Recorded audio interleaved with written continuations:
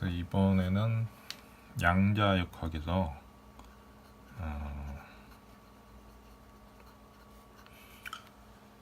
슈레딩거 방정식,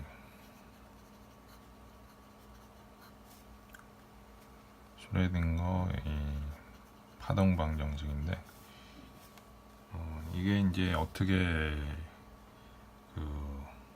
나오게 된 건지 그거에 대해서 말씀드리겠습니다. 그래서 그 슈레딩거 방정식은 먼저 그 플랑크의 이제 양자 퀀텀이죠. 퀀텀이 발견이 됐어요. 그래서 에너지는 E = 한유다.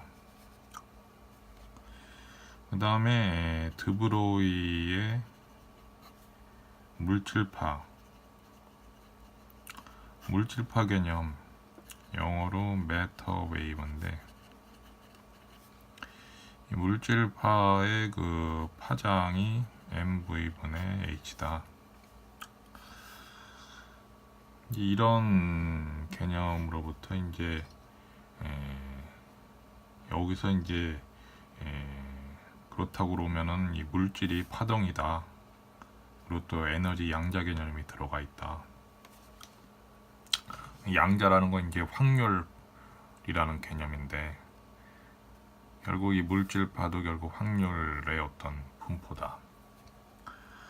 확률 분포 함수다. 뭐 이런 식으로 얘기가 돼서, 여기서 이제 그 자유전자 프리 일렉트론의 파동 함수,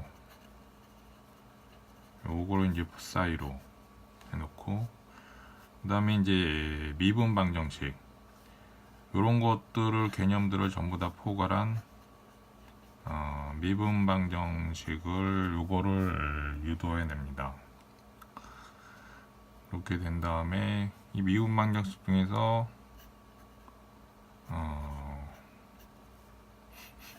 요게 이제 그 미분 연산자,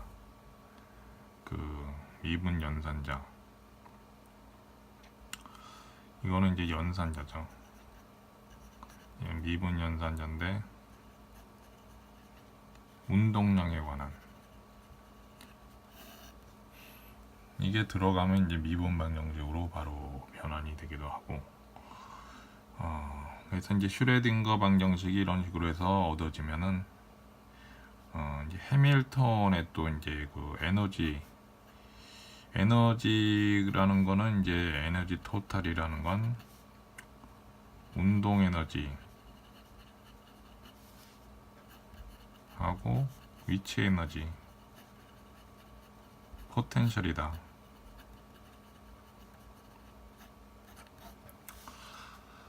그래서 이런 포텐셜 개념이 들어가서 이제 또 슈레딩거 방정식이 결국은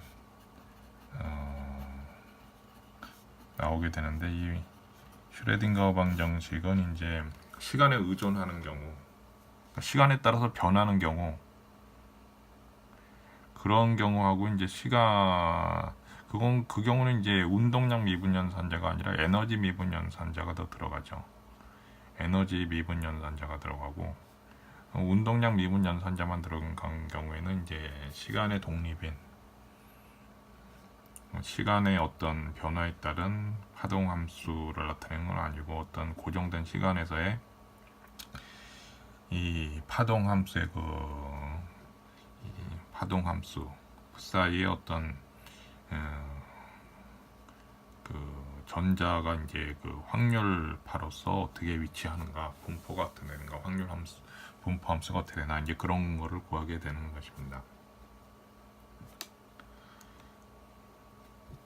그래서 맨 처음에 그 E = 한유라고 이제 H 뉴라고 나오는데, 이 식은 H분의 2파이 뉴를 쓸 수 있고, 요거를 이제 H 바, 요게 이제 오메가, 앵귤러 프리퀀시, 각 진동수 혹은 각 주파수라고도 뭐 하는데, 각 진동수가 더 맞는 표현을 수가 있죠. 근데 뭐 비슷한 말이지만은 이렇게 하면 h 바 오메가 이런 식으로 쓸 수가 있습니다. 그래서 angular frequency라는 그 오메가 요거는 2파이 오버 주기를 이제 나눈 거죠. 2파이 뉴 진동수. 그래서 주기가 2파이다. 2파이 주기로 된다.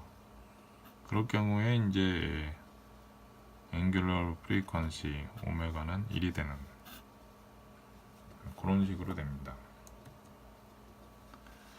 그 다음에 드브로이의 물질파 같은 경우는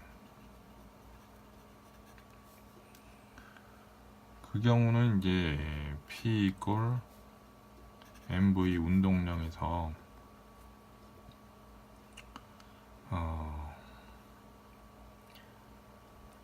람다가 이제 MV분의 H니까 MV는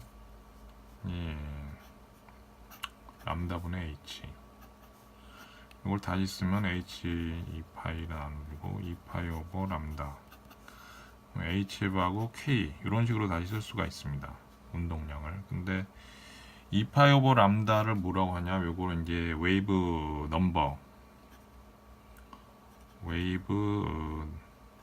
넘버 파수라고 하는데, 이걸 벡터로 쓰게 되면 파수 벡터, 웨이브 넘버 벡터, 파수 벡터라고도 하고 파동 벡터라고도 하고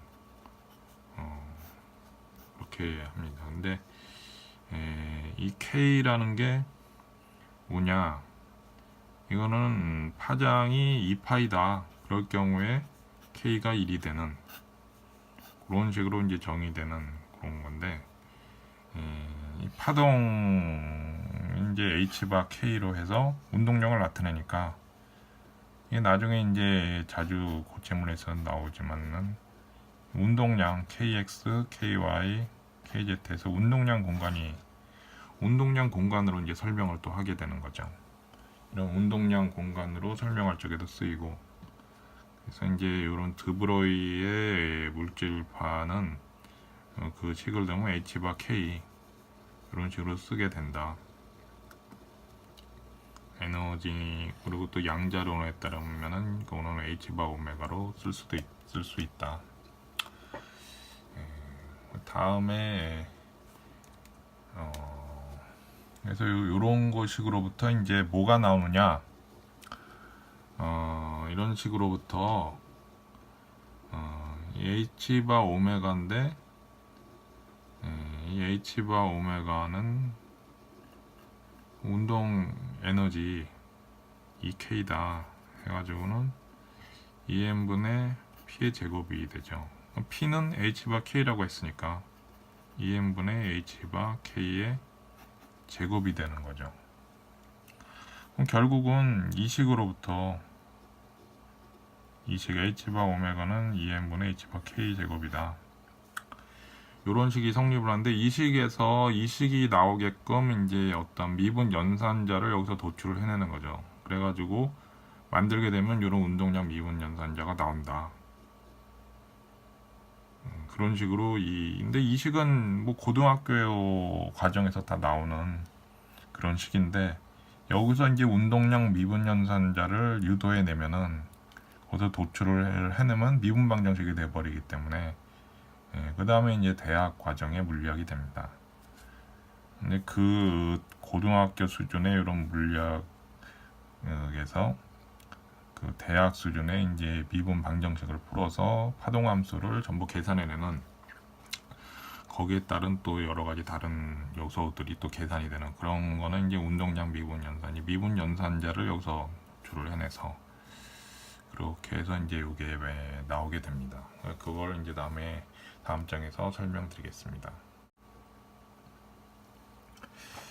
그래서 아까 말씀드린 그 수식을 다시 쓰게 되면 운동 에너지가 한유인데 이게 H바 오메가고, 이 식은 이제 운동 에너지 2n분의 P 제곱, 근데 P가 H바 K였으니까 H바 K 제곱은 2입니다. 그러니까 요거는 고등학교 과정에 에서 누구나 이제 요 정도는 다 알 수가 있는 내용이 되는 거죠. 근데 여기서 이제 미분 방정식을 이제 유도를 해내야 되는데, 자유전자의 파동함수를, 전자의 그 파동함수를 양변에 곱해줘야 됩니다. 그 전자의 파동함수가 결국은 이게 확률 분포함수. 그러니까 이게 확률 분포함수가 된다는 거는, 푸사의 제곱은 어떤 그 분포되어 있는, 전자가 분포되어 있는 그 확률 분포를 의미를 하게 되는데, 이게 결국은 전자가 어떤 이런 분포, 확률 분포로 갖게 된다. 그래서 그 확률 분포로 이제 자유전자는 이렇게 쓰겠다. 이게 물결파의 그 기본적인 어떤 그런 파동 함수로 이제 설정을 해서 이런 식으로 하게 되면은, 이제 슬릿이 두 개가 있다고 하면, 슬릿이 두 개가 있을 적에 이게 이제 서로 간섭이 일어나 가지고, 이게 뭐 보강 간섭이 일어나느니 뭐 다 고등학교 물리에 나오죠. 그래가지고 이렇게 어떤 이 세기가, 요건 세고 약하고 이런 패턴이 나타나게 되는데, 이거는 결국은 전자를 이렇게 하면은 이런 이런 전자의 그 파동이 이런 그 물결파 무늬하고 같은 그런 이런 무늬를 형성을 시킨다. 그렇다고 하면 전자도 파동이 아니냐. 그러니까 그 전자의 파동은 이제 이런 이건 물결파고, 이제 전자의 파동은 회절을 시켜서 전자를 이제 회절 패턴이 나오는데, 그 회절 패턴이 뭐 이런 식으로 이제 그 계산을 해보면은 이런 어떤 파동으로 봐야지 이게 해석이 된다. 그러니까 그런 어떤 전자의 파동적인 게 이제 전자의 파동을 측정을 했죠. 전자는 이런 파동적인 어떤 그런 실험 결과를 보인다. 그래서 이제 그게 이제 이런 물결파하고 같은 그런 개념으로 이해가 된다는 거죠. 그래서 이런 파동 함수를 양변에, 이 식의 양변에다가 곱해주는데, 이중슬릿 실험 임서와 같은 그런 어떤 그런 것들이 이제 나타나게 되는데,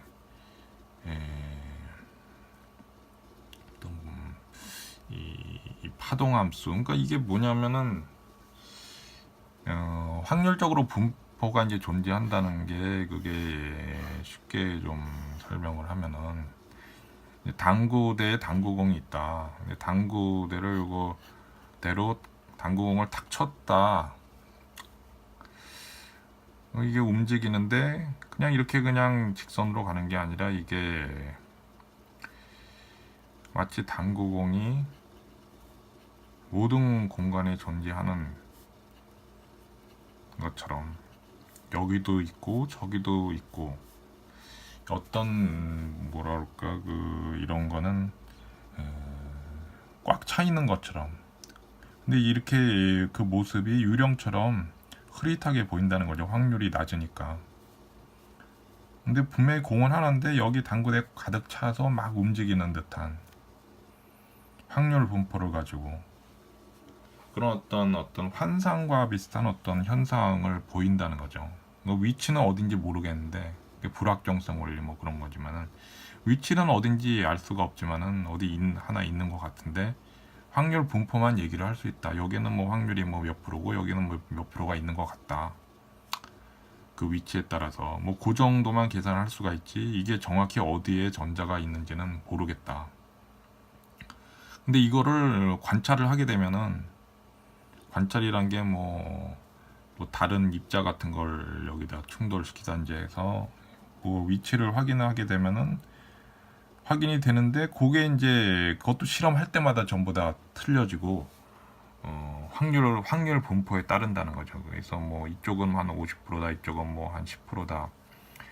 그러니까 그런 식으로 이게 되어 있기 때문에 이 식은 이런 사이로 된 식이 이제 그런 거를 나타나게 되고 그래서 이런 거는 이제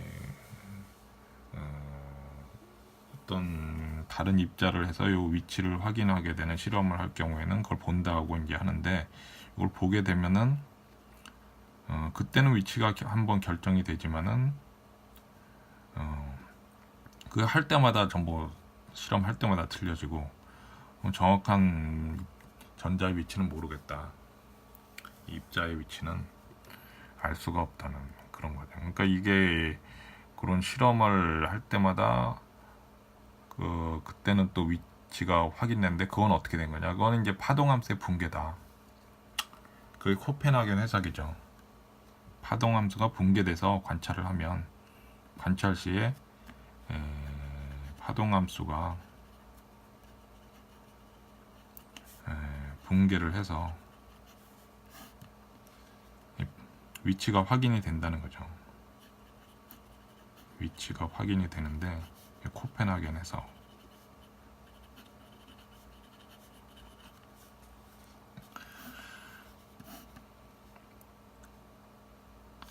근데 그 위치가 매번 관찰할 때마다 틀려진다는 거예요. 어떤 확률 분포를 가지고 관찰을 할 때마다 달라진다는 거죠. 위치가.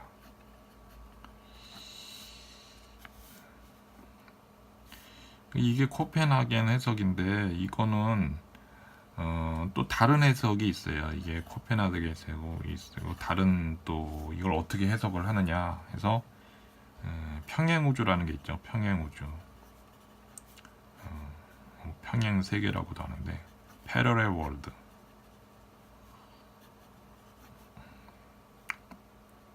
패러렐 월드에서 패러렐 유니버스라고도 하고. 그러니까 이 각자는 전부 다 개별적인 어떤 입자들이 존재하는데 각각의 평행 우주를 나타내는 거죠. 평행 우주에 각각 다 존재를 한다. 근데 어떤 관측 행위를 통해 가지고 하면은 이쪽에 있는 평행 우주를 본 거, 평행 우주에 있는 입자를 본 것이고 저쪽에 다음번 관찰할 적에 또 이쪽에 보면 저쪽에 있는 어떤 평행 우주를 관찰을 한 거다. 이 평행 우주로서 하면은 모든 게 명쾌하게 해석은 명쾌해지는데 근데 문제는 이렇게 되면은 평행 우주가 있느냐 있다면 그건 그 세계는 어떤 세계냐 이런 것을 이게 지금 연구들을 많이 하고 있지만은 아직 이게 실험으로 뭔가 이론적으로 어느 정도 나왔지만 실험적으로 어떤 실험적인 확증이 아직 나오지 않았다는 거죠. 구체적으로 어떤 세계인지 뭔가 있는 것 같은데. 그래서 이 양자역학은 이런 입자들이 가만히 있는 게 아니라 고전역학은 가만히 입자가 있지만은 양자역학은 입자들이 전부 이렇게 확률 분포를 가지고 존재를 하기 때문에 마치 살아있는 것처럼 계속 이렇게 움직이는 걸로 그게 일종의 코펜하겐 해석인데 어디 있는지 알 수는 없지만 뭐 평행 우주는 아예 그냥 다른 세계가 있는 거 아니냐 뭐 그런 식으로 이제 해석이 되는 거고요.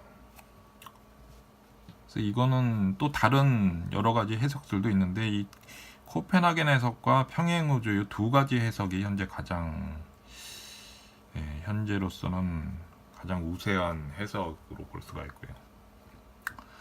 그래서 아인슈타인이 코펜하겐 해석에 굉장히 반감을 가지고 그럴 리가 없다 했는데 아인슈타인 같았으면 이 코펜하겐 해석보다는 평행 우주에 관한 해석 쪽에 아마 더 아인슈타인이 있었을 적에는 아직 이 이론이 널리 알려지지가 않아가지고 이 이론도 한 50몇 년도쯤에 나온 거예요. 아인슈타인이 거의 죽은 해가 한 56년 7년도 되네. 아마 이것도 그때쯤 돼서 어떤 미국의 어떤 물리학자가 개념을 만들어냈죠. 그래서 그 물리학자가 이 코펜하겐 해석을 하는 그 보어를 만나가지고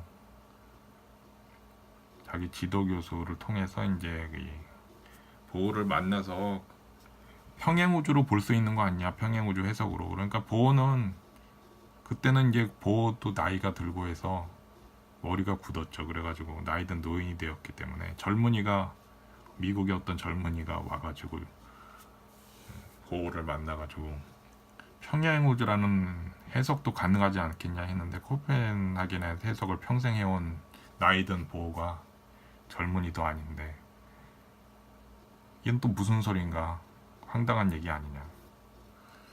그렇게 하고 그냥 별 소득 없이 논의가 끝났다는 거죠. 평행 우주를 요 개념을 창안한 그 물리학자는 이게 물리학계에서 받아들여지지가 않으니까 물리학자 일을 포기를 하고 이제 전혀 다른 업무를 했어요. 평생 뭐 다른 일을 하면서 살았는데 아마 미국 국방부에 취직을 해가지고 뭐 여러 가지 뭐 일을 했는데 그게 물리학하고는 별 관련도 없는 물리학적인 관점에서 뭐 전혀 쓸모없는 그 잡무를 했는데 또 퇴직하고 나와서도 뭐 관련된 무슨 회사를 만들어서 뭐 그런 여러 가지 그냥 일반 사무직 일을 하시다가 이제 이분이 나이가 들어서 이제 이분이 또 노인이 됐을 때쯤 돼서 70년대, 80년대쯤 돼서 이제 평행우주 해석이 뜨게 됐어요. 평행우주 해석이 뜨게 된 이유는 그렇게 해야 이제 해석이 되는 여러 가지 상황이 발생이 된 거예요. 그때쯤 가서 평행우주로 해석을 해야만 해석이 되는 여러 가지 그런 상황들이 전개가 되다 보니까 그래서 여러 가지 검증들을 하고 이제 중간에 끈 이론이라는 게 나오고 스트링 시어리라고. 그래서 스트링 시어리니 뭐 해가지고 뭐 이 우주가 뭐 11차원이니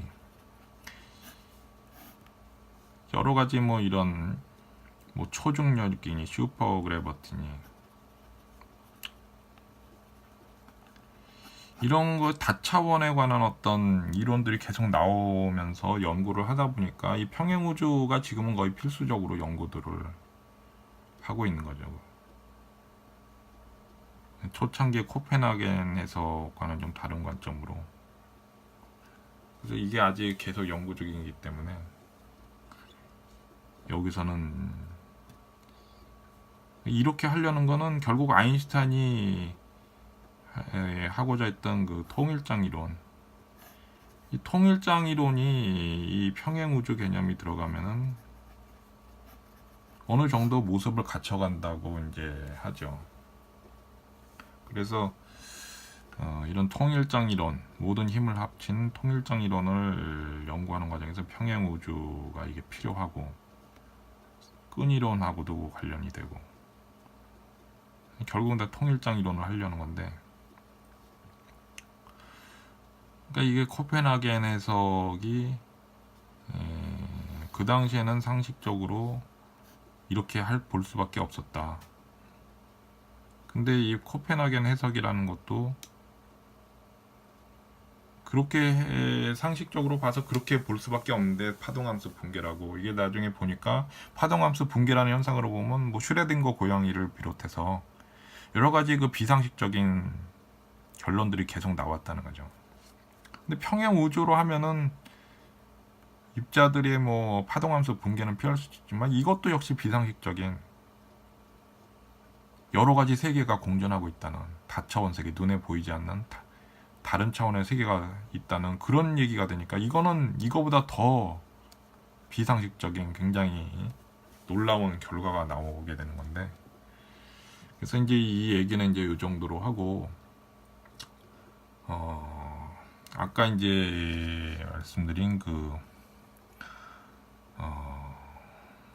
그거를 이 식으로부터 이제 어떻게 그 미분 연산자가 나오느냐 하면은 이 식으로부터 H바 오메가 psi 이걸 H바 K 이거 EM의 psi psi는 이거였다. 이거 EIK R의 오메가 T였고, 이 식을 넣으면은 미분 방정식이 유도가 된다는 거죠. 그거를 이제 다음 장에서 말씀드리겠습니다.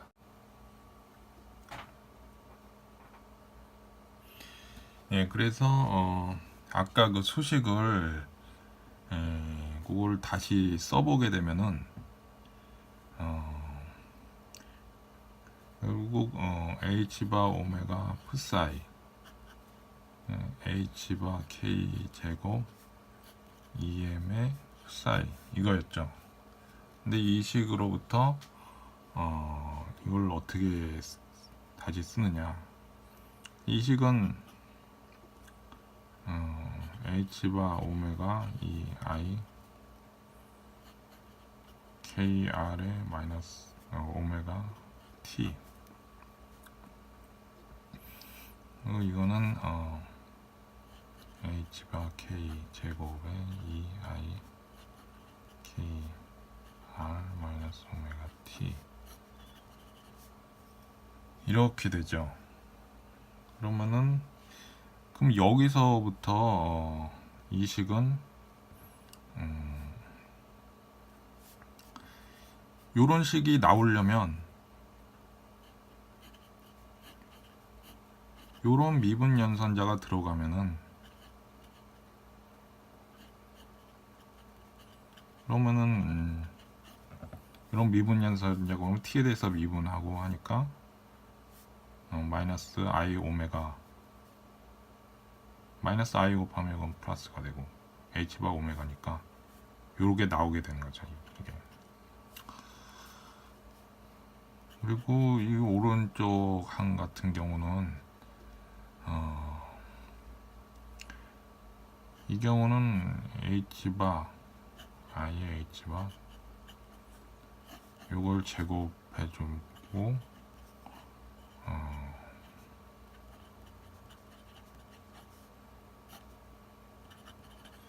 요거를 이렇게 해주면 요거를 K가 이제 2번 밖으로 나오고 H바 I 이렇게 되고, 그래서 H바 K 제곱이 나오게 됩니다. 이게 이렇게 되면 요거는 이제 나중에 이걸 설명을 드리겠지만은 이걸 계산하면 이렇게 나오게 되고요. 그래서 이건 결국은 H바 오메가 요게다 에너지니까 E psi가 되죠. 그래서 이 고등학교 과정에서 나온 요식의 파동 함수를 양변에 곱해주고, 그 파동 함수를 파동 함수 일반적인 제너럴한 파동 함수를 넣고서 이렇게 계산을 거기서 미분 연산자를 유도해 보면 이런 미분 연산자가 나오게 됩니다. 이게 이제 에너지 미분 연산자고 이게 운동량 미분 연산자인데, 에너지 미분 연산자는 요거는 그 시간에 따라서 어떻게 변화가 되는지 그거에 관한 거죠. 요거는 운동량인데 운동량이 들어가면 이렇게 이게 사실 핵심적으로 아주 중요한 운동량 미분 연산자에 관한 것이고, 이거는 시간에 이제 의존하는, 시간에 따라서 변하는, 만약 시간에 따라서 변하지 않는다 그렇다면은 이거죠. 그냥 2가 들어가게 돼요. 이렇게 하면은 요 연산제를 쓰게 되면은 시간에 따른 변화가 이제 나오는데, 그 시간에 따른 변화 2를 상수로 이제 넣으면은 그거는 시간의 독립인 슈레딩거 방정식이 나오게 됩니다. 그래서 요걸 이제 계산을 이제 하게 되면은, 일단 여기서 이제 요거 이렇게 하면 요게 나온다. 그거는 그걸 한번 수식을 x, y, z가 있는데, 요거는 그거잖아요. 이거는 그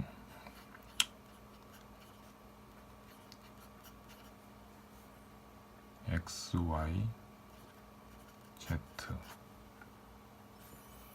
x, y, z다.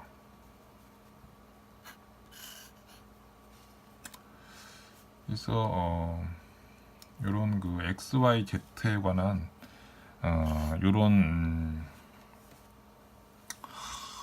벡터가 되는데, 여기서 이제 x만 일단 놓고 계산을 해보겠다. 그런 식으로 요거를 한번 계산을 해보면, 일단 이거는 t에 관한 거니까 t에 관해서 미분을 하면은 ih하고 마이너스 i 오메가가 되겠죠. 그 다음에 i, 요거는 kx의 x 마이너스 오메가 t. 이거는 i분의 h바의 제곱을 빼주고 이제 x에 관한 미분, 이 식을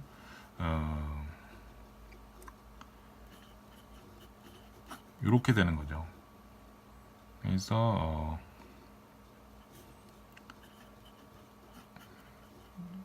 x 마이너스 오메가 t, 그래서 이 식을 로부터 이제 x에 대해서 두 번 편미분을 해주면은, 그러면은 이 식은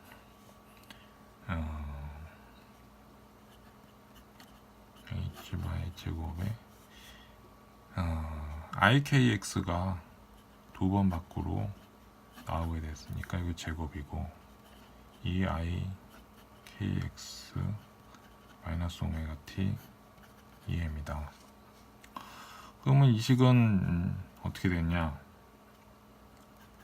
i 제곱, 그러니까 h바 kx의 제곱이고 푸사이 오버 이 m이다.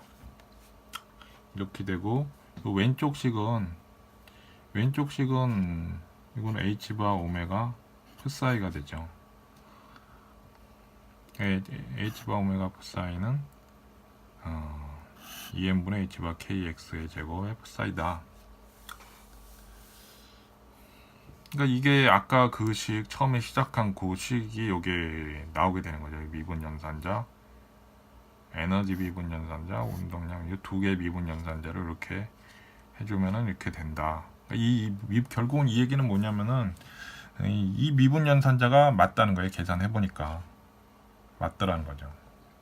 이건 kx지만 이거 ky, ky, kz도 y에 대한 편미분, z에 대한 편미분으로 계산하면 마찬가지 식으로 나오고, kx제곱, ky제곱, kz제곱은 요거는 k제곱이 되죠.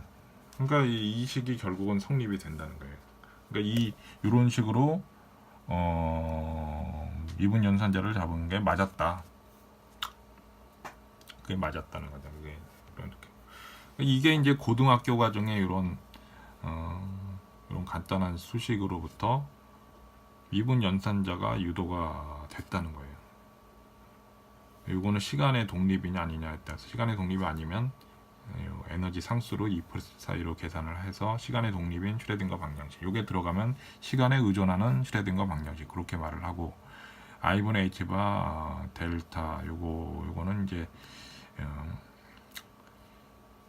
운동량 미분 연산자인데, 이게 사실상 들어감으로써 미분 방정식으로 변화가 되는 거죠. 그러니까 요게 그리고 이제 시간에 대한 것까지 하려면 요게 더 들어가게 되고 그런 식으로 이제 미분 방정식이 유도가 됐습니다. 이게 고등학교 과정에서 이제 대학 과정으로 바뀌는 거에서 가장 중요한데 그 중에서 요게 I분의 H바 델타 요게 요건이 시간에 따른 변화를 말하는 거고 요게 사실상 양자화에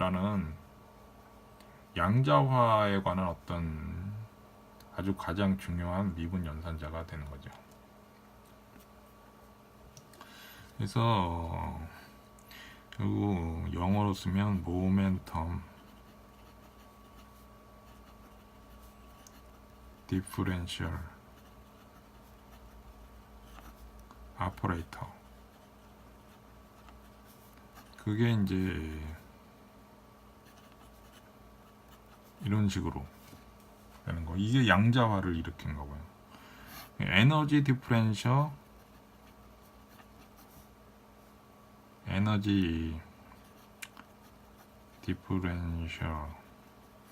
아퍼레이터는 에너지 미분 연산자. 요거는 이렇게 된다는 거죠.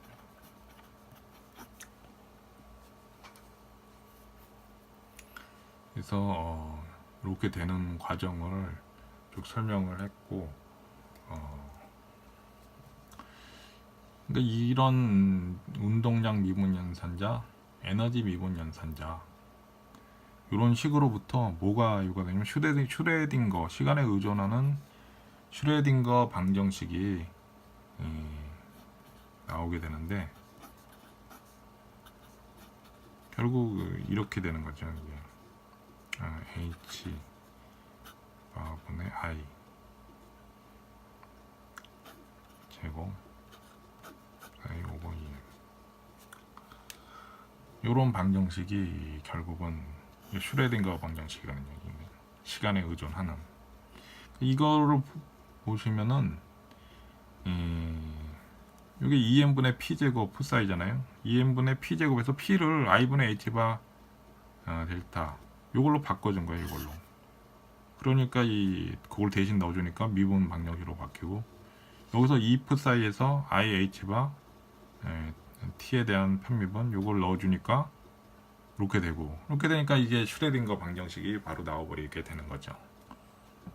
그래서 이렇게 한번 했으니까 다음에 이런 비슷한 어떤 운동량 P나 에너지 E에 관한 걸로 돼서 이제 뭐 시간 의존이나 양자화에 관한 그런 식으로 이제 하게 되면은 그냥 미분 연산자를 넣어주기만 하면 이 고전 역학적인 여기 이 고등학교 과정에 나온 2n분의 p제곱 2는 2n분의 p제곱이다 이거잖아요. 2n분의 p제곱 양변에 풋사이 곱해주고 양변에 파동함수 곱해주고 이 운동량 미분 연산자를 P에다 넣고 운동량 연산자를 미분 연산자를 P에다가 넣고 에너지 미분 연산자는 이쪽에 넣어주면 이 슈레딩거 방정식이 나와버리게 되는 거죠. 그래서 이런 식으로 설명이 되는 것이고 그리고 결국은 요런 관점이 중요하고 결국은 미분 방정식으로 만든다. 미분 방정식으로 만든다는 건 또 뭘 의미하냐? 요 미분 연산자를 넣어주는 건데 이건 뭐냐? 양자화다. 양자화, 퀀타이제이션이죠. 퀀타이제이션. 양자화라는 거죠. 양자화도 이제 1차 양자화, 2차 양자화 해가지고 뭐 세컨더리 양자화라는 게 또 세컨더리 퀀타이제이션인데 그건 다채론에서 나오게 되고 요게 이제 1차 양자화라고도 이제 하죠. 이제 양자화. 그래서 이런 관점이 이렇게 되고 그래서 여기서 이제 또 뭐가 나오냐면은 그 다음에 이제 이 P 모멘텀 디퍼런셜 아퍼레이터 양자화 요거는 뭐냐, 이거는 이런 게 나와요. 이제 x 하이젠버그의 양자화 조건이다. 이게 0이 안 된다는 거죠. xp-px인데 요거는 이게 고전역학에선 0이 되는데 IH바가 나온다는 거예요. 이 양자화 조건, 하이젠버그의 양자화 조건. 그래서 그거를 이제 다음에 계속 이어서 설명드리겠습니다. 그래서 아까 그 하이젠버그의 양자화 조건이다. 그럼 이게 어째서 IH바가 되느냐? 이게 하이젠버그의 양자화 조건. 양자화 조건인데 이거는 xp-px고 요거를 이제 xp 대신에 미분 운동량 미분 연산자 그거를 넣어주는 거죠.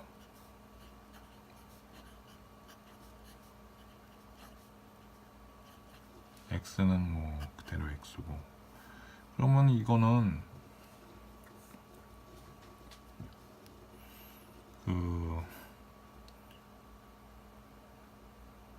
이거는 0이 되죠.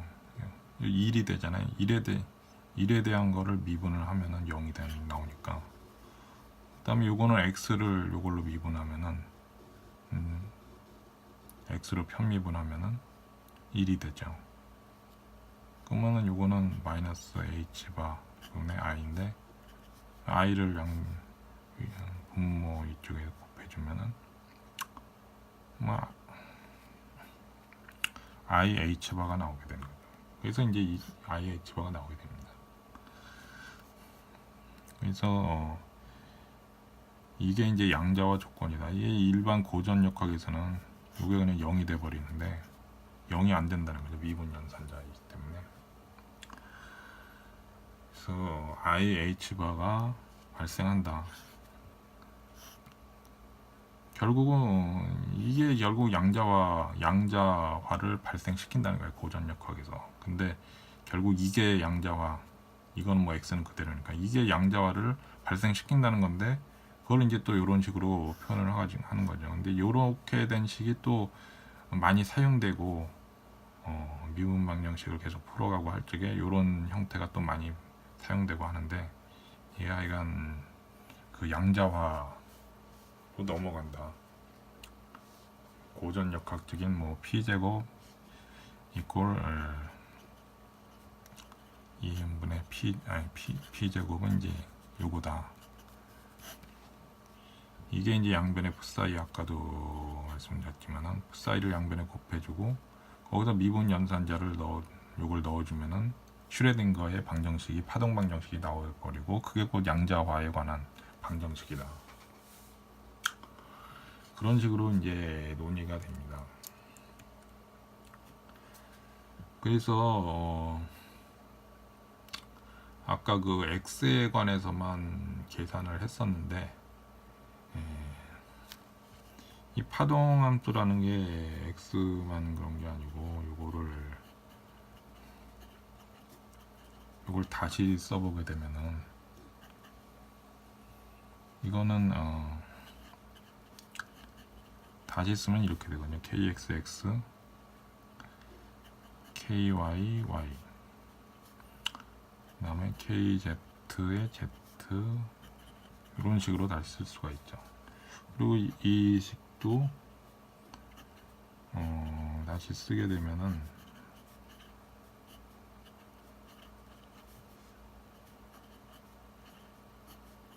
이런 식으로 x, y, z의 각각에 대한 편미분의 벡터가 되는 거죠. 그러니까 여기다가 이제 풋사이를 넣어주게 되면은 풋사이를 넣어주게 되면은 결국은 h바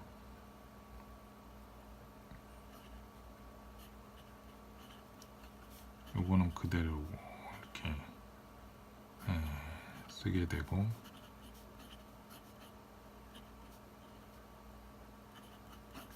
파동 함수는 요거를 넣어주게 되는 거죠. 요거를 넣어주게 되면,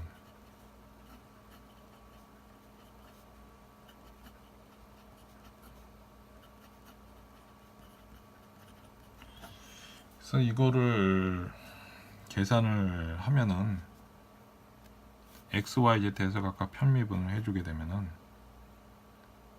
그러니까 ikx가 나오게 되죠. ikx, 그러니까 h바 kx가 되고 h바 ky, h바 kz가 되고, 여기는 i, 요게 그냥 그대로 되니까 이건 결국은 이거잖아요. kr 마이너스 오메가 t. 이거는 h바 k 벡터가 되는 거죠. 그러면은 이 식은 h바 k의 이 ik r 마이너스 오메가 t, 이렇게 되면은 h바 k는 이 p니까 처음에 그 p라고 돼 있었기 때문에 p고, 요거는 풋사이잖아요. 이렇게 되는 거죠. 이게 이런 식으로 계산이 됩니다.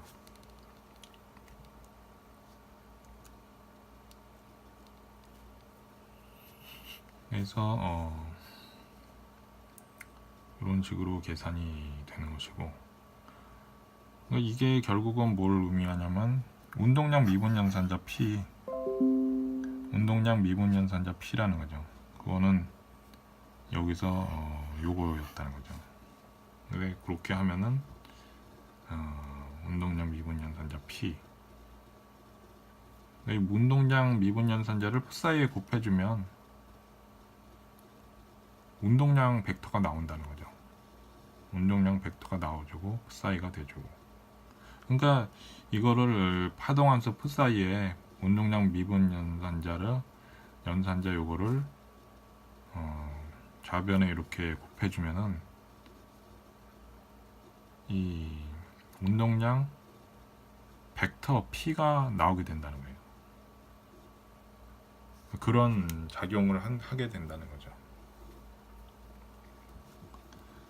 그런 작용을 하게 되는 것이고,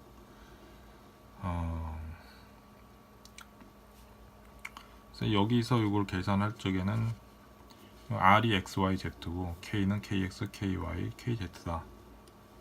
그걸 넣어서 이제 계산을 한 것이고요.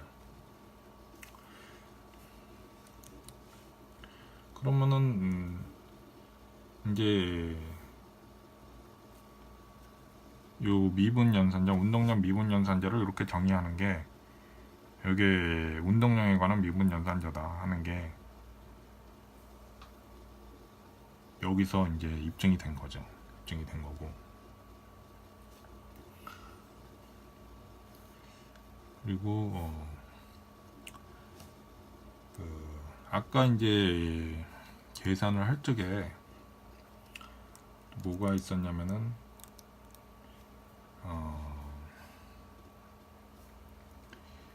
2n분의 p의 제곱 풋사이 이런 게 있었죠. 그거는 2n분의 h바 k의 제곱 풋사이고, 이거는 2n분의 h바 제곱 k 제곱 풋사이. k 제곱은 kx 제곱 플러스 ky 제곱 kz 제곱. 여기까지는 이제 고등학교 과정에서 다 나오는 얘기들인데, 요런 거를 지금 하는 거는 뭐냐면 요거를 이제 계산을 하려고 하면 요거를 이용을 하겠다는 거죠. 이거를 이제 계산하면은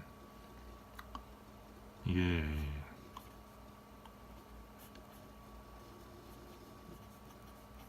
두 번 미분한 거에 이거를 전부 플러스로 연결한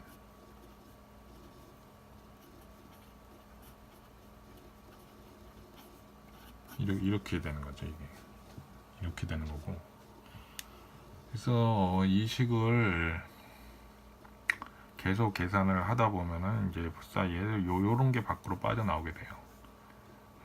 그게 결국은 K 제곱에 관한 거고. 그래서 아까는 그 X에 관해서만 계산을 했는데, 요거에 관한 거를 계산을 해 보겠습니다.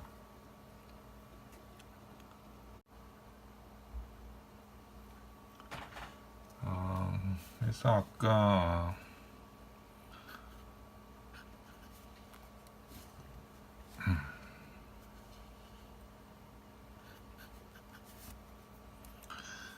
이게 이제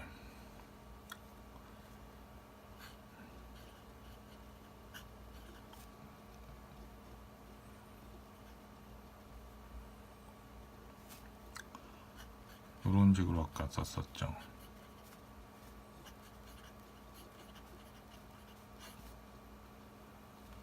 사인은 요거니까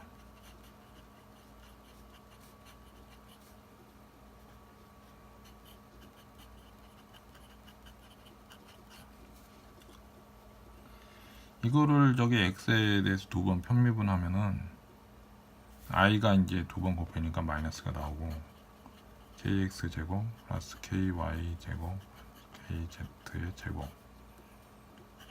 이거 요게 그대로 들어가죠. 요거 다시 쓰면은 k r 마이너스 오메가 t고, 이건 k 제곱이죠. 마이너스 k 제곱, 요거는 푸사이니까 푸사이. 그래서 요런 식이 나오게 됩니다. 그래서 요런 식이 나오게 됐고, 2n분의 p 제곱 푸사이는 요거는 요걸 다시 쓰면 2n분의 h바 k의 제곱 푸사이고, 다시 쓰면 2n분의 h바 제곱 k제곱 푸사이. 근데 k제곱 푸사이는 여기서 k제곱 푸사이는 마이너스 델 제곱 푸사이가 되죠. 이거를 여기다가 대입을 하게 되면은 이 식은 마이너스 2n분의 h바 제곱 마이너스 델 제곱 푸사이가 되고, 이 식을 다시 쓰게 되면은 마이너스 2n분의 h바 제곱 델 제곱 푸사이가 되는 거죠. 그리고 이거는 운동량 2k잖아요. 2k 푸사이. 요게 이제 포텐셜이 없는 경우에, 포텐셜 V가 없는 경우에 또 시간의 독립인 경우, 그런 경우에 슈레딩거 방정식이 여기서부터 이런 식으로 나오게 됩니다. 근데 여기에 이제 포텐셜 V가 들어간다. 포텐셜 V가 이제 들어가게 되면은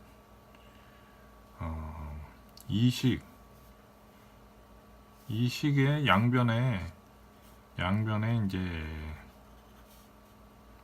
V 푸사이를 더해주면 돼요.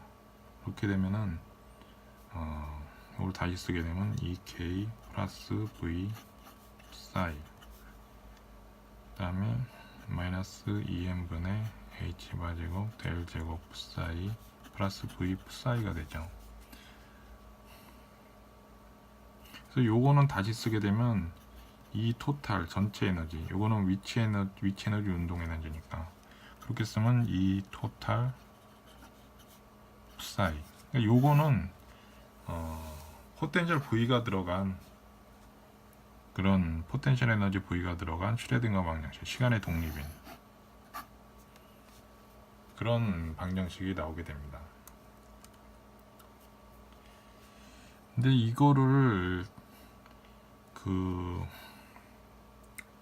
아까 자유전자에 관한 이 식은 2n분의 p제곱 이꼴 2k다.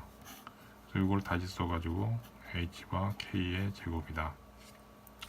이 식으로부터 이제 미분 연산자를 유도해내고 또 그거를 또 계산을 하고,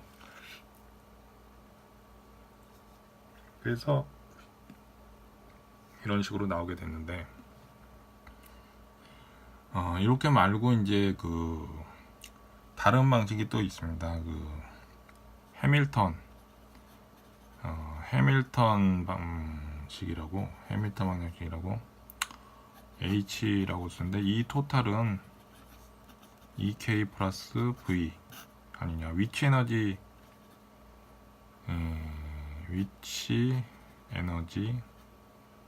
운동 에너지 플러스 운동 에너지, 이거는 총 에너지고, 총 에너지가 일정하면은 요게 높아지면 요게 작아지고 뭐 그러잖아요.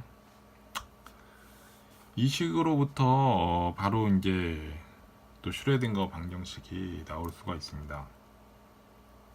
그거를 설명을 드리면은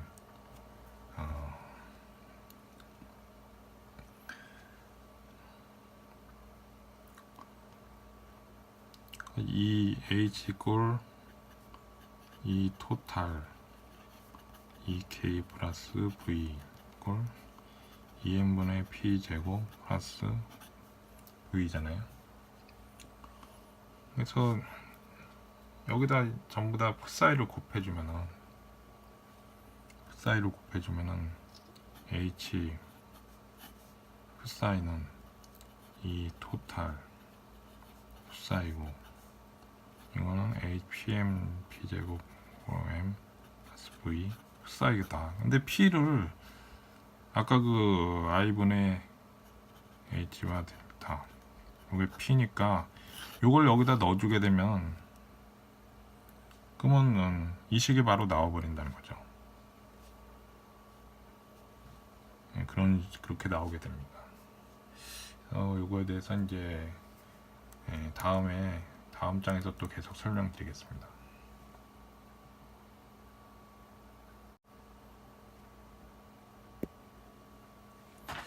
그래서 아까 해밀턴의 고전역학에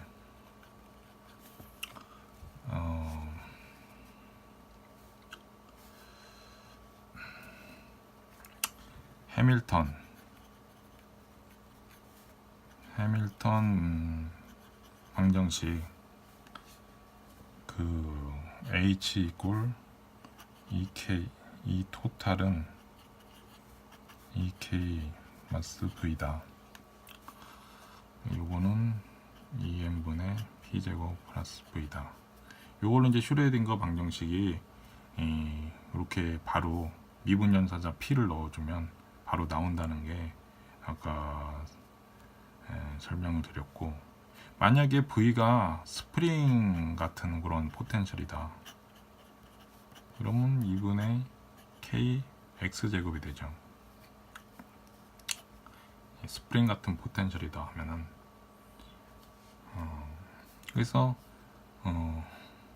요게 뭐 스프링이라고 이렇게 하면은, 스프링이 이렇게 이동할 적에 이렇게 당겼다가 해주면 여기서는 위치 에너지, 운동 에너지가 이렇게 EK는 이렇게 되겠죠. 여기서 가장 높게 되고, 반대로 포텐셜은 이렇게 되겠죠. EV 이 V는, 그래서 이 합은, 이 토탈은 일정이다. 마찰력이 없을 경우. 그리고 저기 다른 뭐 이런 데서 공이 왔다 갔다 한다.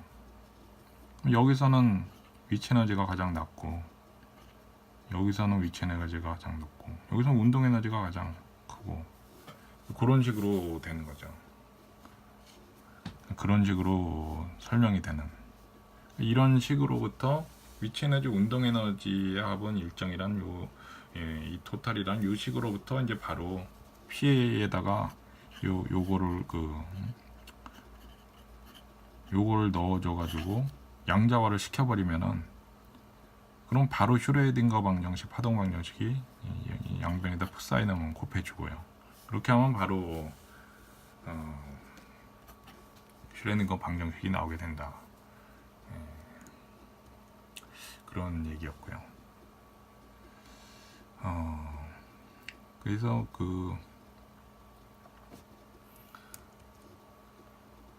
결국은 이게 이 미분연산자 모멘텀 디퍼런셜 오퍼레이터 이게 결국 양자 고전역학의 방정식으로부터 뭐 중학교 고등학교에 나오는 고전역학 방정식으로에다가 요걸 집어 넣어주면 바로 그 슈레딩거 풋사이 곱해주고 파동함수 그러면 바로 슈레딩거 방정식이 나와버린다.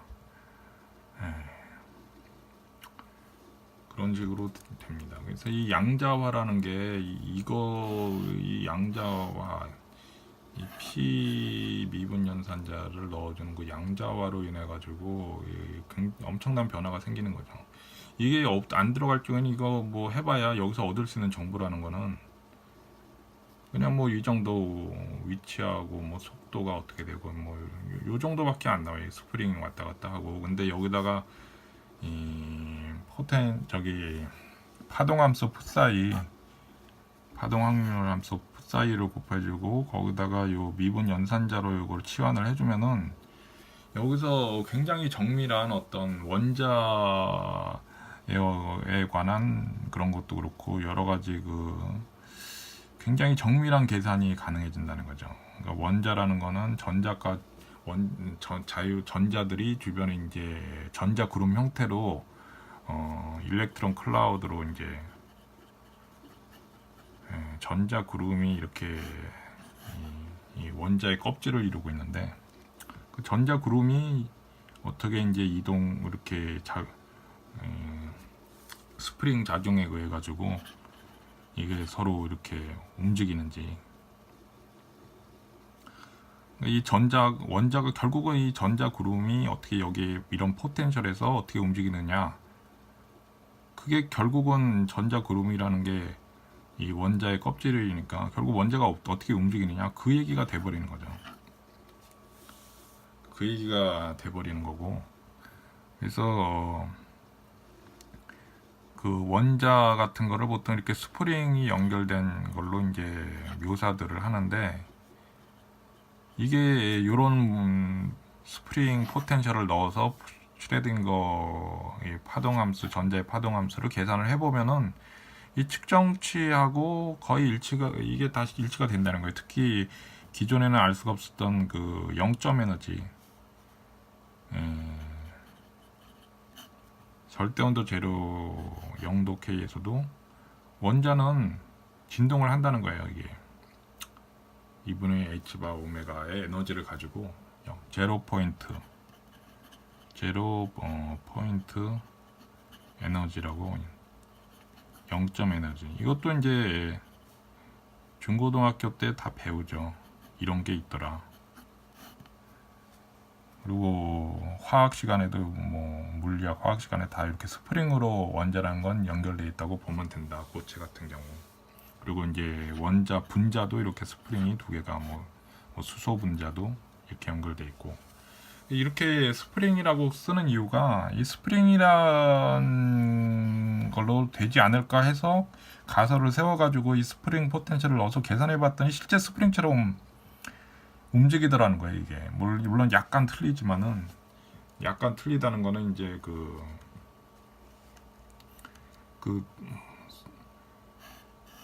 이 스프링 완전한 스프링이라고 그러면 이렇게 돼가지고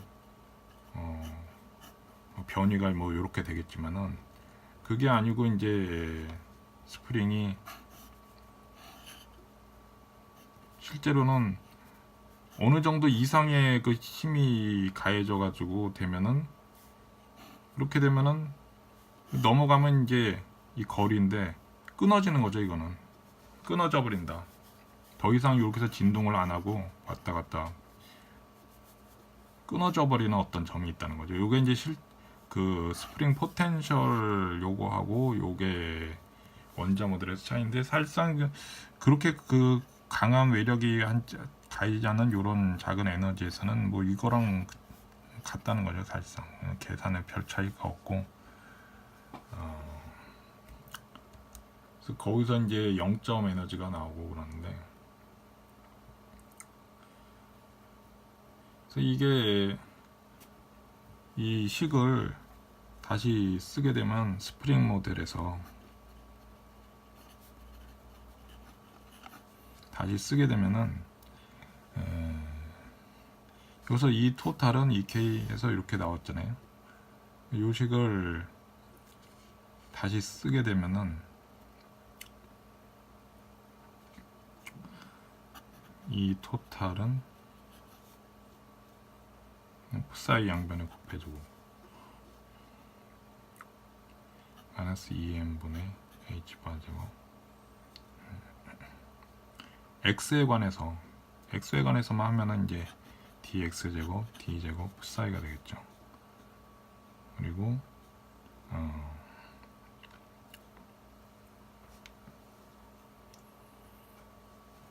이거는 2분의 kx 제곱 푸사이. 이런 상태로 이제 그 슈레딩거 방정식을 스프링 포텐셜에서는 쓸 수가 있습니다. 그래서 이거를 계산을 해보면은 그 0점 에너지가 요게 이렇게 나온다는 거예요. 계산을 해보면은 이런 식으로 나오고, 이제 파동함수 푸사이는 어떻게 되냐?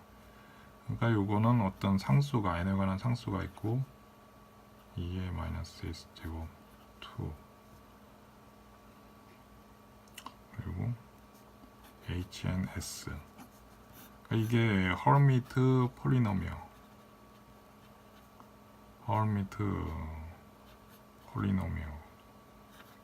다항식이 되고, 허미트 다항식이 되고, S는 X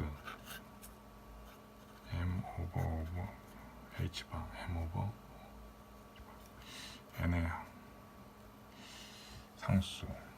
이런 식으로 파동함수가 나오는데, 파동함수가 굉장히 정밀하게 전자분포가 어떻게 되어 있는지, 그게 굉장히 정밀한 수식으로 나온다는 거죠. 그러니까 이게 고전역학에서는 정보가 별로 없는데, 이거를 원자가 이렇게 스프링 연결돼 있고 이런 거를 계산하는 거에 이 파동함수를 넣어가지고 슈레딩거 방정식으로 계산을 하면은 0점 에너지라는 게 있다는 사실도 알게 되고, 이런 정밀한 파동함수도 구할 수가 있습니다.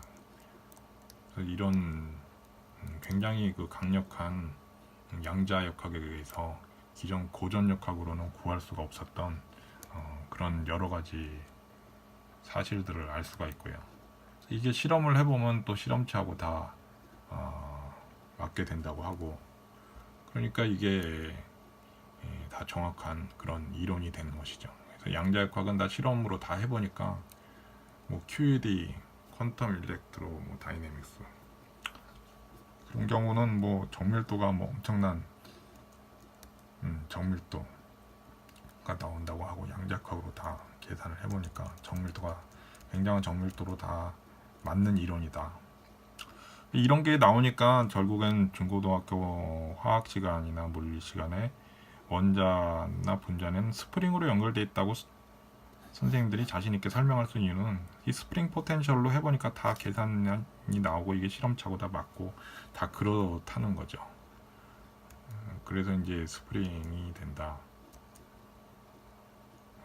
그래서 그 결국은 이 고전역학의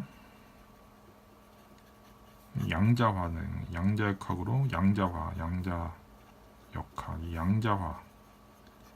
이 양자화는 아까 그 미분연산자 양자화, 그 중에서 가장 중요한 게 이제 요 모멘텀, 운동량 미분연산자, 이게 아주 중요한 역할을 하는 거죠. 이걸 넣어줌으로써 양자화가 돼서 양자역학 계산이 가능한 그런 슈레딩거 방정식이 나오게 되는 거죠.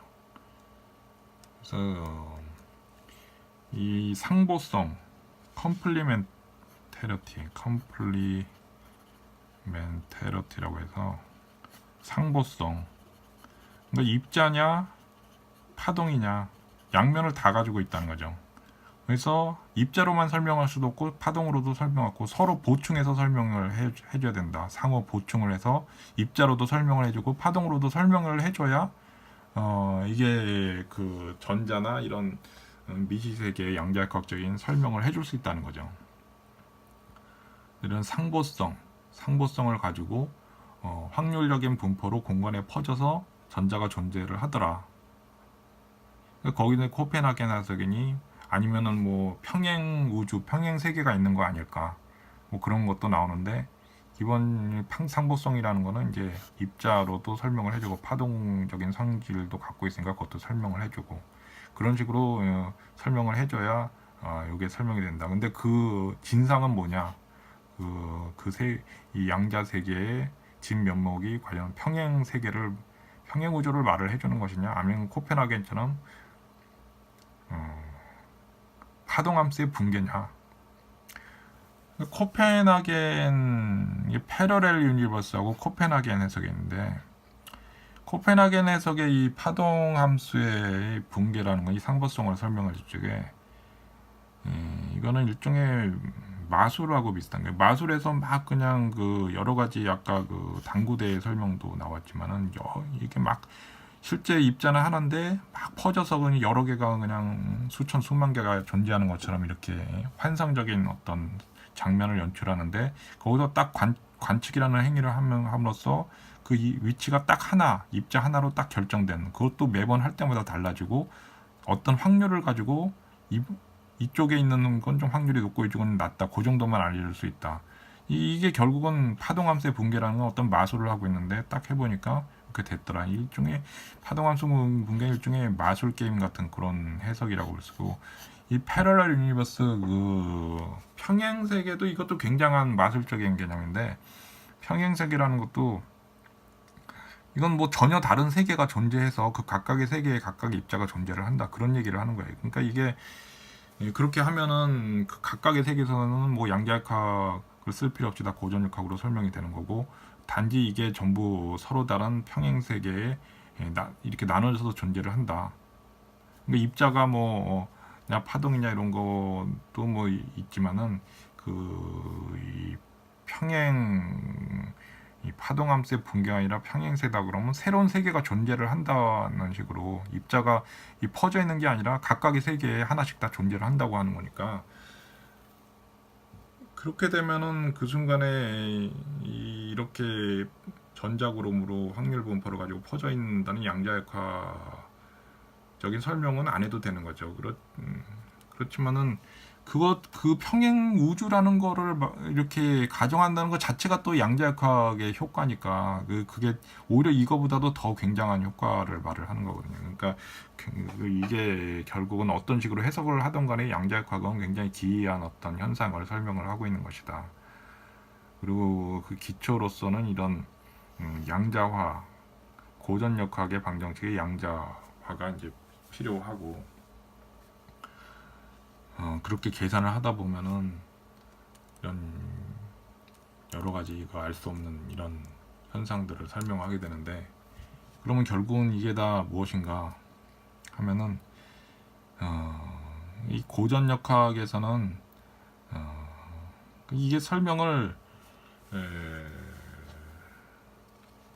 이게 굉장히 강력한 어떤 계산 능력을 발휘를 하게 되는 거예요. 이 미분 방정식으로서 0점 에너지라는 거 고전역학으로 설명이 안 되잖아요. 이런 거는 이 파동함수라는 것도 이런 것도 구해줄 수가 없고 근데 이게 다 구해주고 하니까 굉장한 마치 뭐 슈퍼맨 영화에서 평범한 셀러리맨인데 갑자기 슈퍼맨으로 변신을 하니까 막 그냥 힘이 세지면서 막 그냥 하늘을 날아다니고 뭐 원더우먼도 막 회전을 하니까 셀러리맨 여성이 원더우먼으로 변신해서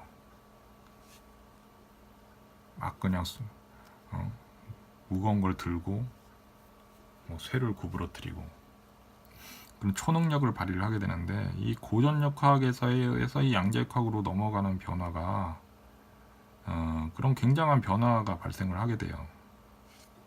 그게 이제 그 시작이 이건데, 운동량 미분 연산자 그리고 슈레딩거 방정식, 굉장한 변화가 발생하게 되고,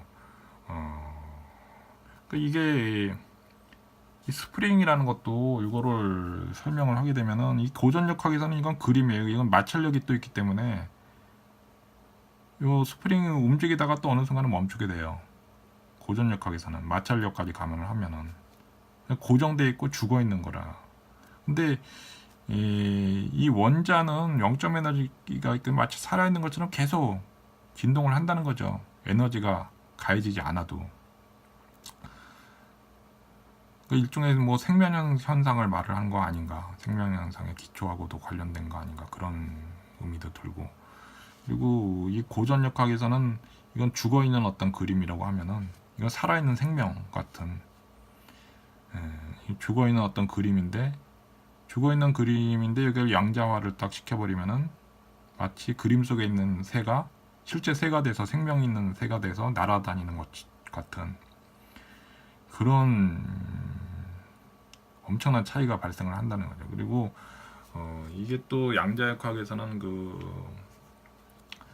이렇게 계산을 해보면은 이게 또 상대성 이론, 뭐 일반 상대성 이론이나 이런 거하고 다 연결돼 가지고, 또 요즘은 뭐 상대를 양자역학적 뭐 상대성 이론 해가지고 그런 게 해서 양자역학하고 상대론이 또 결합하고 뭐 이렇게 해서 계산을 하고 하면은 별 이상한 것들이 다 나오게 되죠. 뭐 타임머신도 나오고 뭐 블랙홀도 나오는데, 이게 아직 입증은 안 되고, 평행우주도 그렇지만 굉장히 그 환상적인 어떤 그런 어떤 현상들이 예측이 되는데, 타임머신 같은 것도 만들 수 있느냐, 양자역학에다가 상대성, 일반 상대성 이론에다 양자역학을 도입해가지고 풀어보면 그것도 가능성이 보인다, 이런 설명을 하는 학자들이 있어요. 그래서 또 평행우주 개념까지 넣어버리면은 다른 평행우주로 가면은 뭐 역설, 패러독스가 해결이 되니까 과거로 갈 수 있는 거 아니냐, 타임머신을 타고. 그런 것들이 가능해진다는 거죠, 전부. 미래에는 타임머신을 개발할 수도 있고 평행우주로 갈 수도 있을지도 모르겠지만은, 그런 거에 관한 어떤 거를 가능해주는 게 이 양자역학적인 양자화라는 개념. 양자화라는 이 개념이 어찌 보면 일반 상대성 이론도 뭐 시공간이 변형된다고 하지만 상당히 고전역학적인 어떤 체계인데, 거기다가 이 양자역학을 넣어주면은 타임머신이 가능하고, 뭐 블랙홀도 뭐 여러 가지 형태로, 뭐 웜홀이라고 하잖아요. 웜홀이라고 해가지고 그것도 일종의 시간 여행, 공간 여행. 그 뭐 킵슨이라는 사람이 이제 그런 웜홀에 대해서 예측을 해가지고, 이건 뭐 시간 여행뿐만 아니라 뭐 수백억 광년 떨어진 곳으로 웜홀을 통해서 갈 수 있는 거 아니냐. 그러니까 그런 것들이 이제 킵손에서 인터스텔라라는 영화가 나왔었죠. 킵손이 그런 해놓은 이론에다가 또 다른 살을 좀 붙여가지고 스토리를 만들었죠. 블랙홀 주변으로 가니까 시간이 좀 천천히 변해가지고, 갔다 와 보니까 자기 딸이 노인이 돼 있더라. 자기는 아직도 젊은데. 그런, 그거는 거기다가 이제 그것까지만 해도 어느 정도 좀 고전적인 개념인데, 거기다 양자역학이 들어가면 이게 진짜 타임머신, 과거로 갈 수 있는 거 아니냐. 그러니까 불가능하다고 하는 게 없이 굉장히 어떤 한계, 기존에 불가능하다는 개념 한계를 넓혀서 일종의 마술과 같은 작용을 하는 거 아니야. 사실 물리학이라는 것 자체가, 뉴턴의 어떤 중력이론이라는 것 자체가 원격작용이라는 게 들어가요. 이 원격작용이라는 게 뭐냐면은, 그 중세 뭐 영국이나 유럽에서 마술사가 뭐 빗자루 타고 하늘을 날아다니는 뭐 그런 어떤 힘이 가해지지도 않았는데 이동을 하는, 그게 일종의 마술이거든요. 그게 마술인데, 그 마술의 그 원격 작용이라는 게 있는데 그 개념을 뉴턴이 채택을 해서 중력을 설명을 했다는 거죠. 그러니까 그 물리학은 그 처음부터 그게 뭐 과학이니 뭐 수학이니 해서 쭉 하지만은 실제로는 그 뉴턴이라고 하는 그분의 그 중력 만류인력이라는 것 자체가 일종의 어떤 마술과 같은 어떤 원격 작용의 그거를 그냥 수학적으로 그 현상을 설명을 한 거예요. 그 다음에 뭐 아인슈타인이 그걸 다시 다른 방식으로 설명을 했지만은 그런 어떤 물리학이라는 것 자체가 그렇고 특히 이게 그런 마술적인 성격이 이런 양자역학으로 들어가면 점점 더 강해져 가지고 이건 진짜 이게 과학인지 마술인지 무슨 뭐 환상 세계를 얘기하는 것인지 뭐 하여간 그런 여러 가지 가능성을 제시를 해주겠다는 거죠. 그러니까 이런 거에 따라서 이게 전부 다 나중에 가능해진다고 하면은 타임머신 개념까지 포함해 가지고 평행 우주로 가는 뭐 다차원 세계를 뭐 탐험하는 뭐 그런 문제도 있고, 그래서 그 미치오 가쿠라는